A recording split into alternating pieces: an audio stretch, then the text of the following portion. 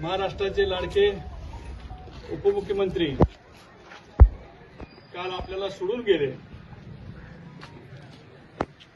खरं तर दादा हे असं नेतृत्व होतं की खरंच ते महाराष्ट्राचे दादा होते।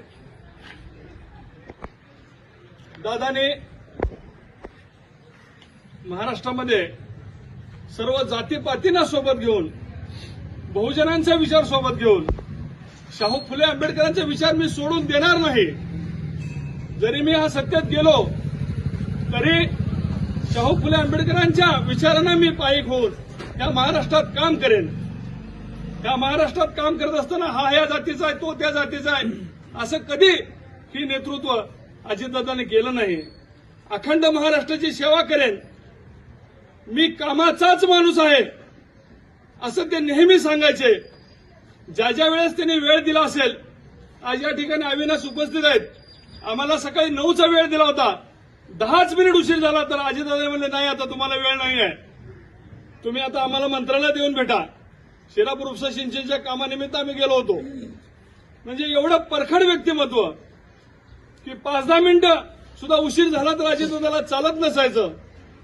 अजितदादाने जे महाराष्ट्रात काम केलं ते वाखाण्याजोगं काम होतं।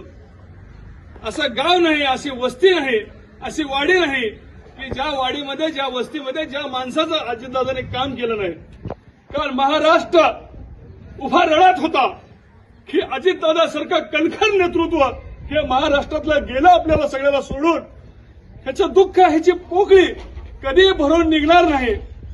त्यामुळं की महाराष्ट्राला जो दुःखाचा डोंगर आलेला आहे, तो दुःखाचा डोंगर सर्वांना सावरण्याची शक्ती आई यमाई आपल्या देवो पवार परिवारावर आणि अजितदादांवर जो अख्खा महाराष्ट्र प्रेम करतो, त्या प्रेमातल्या माणसांना आई यमाईनं बळ द्यावं।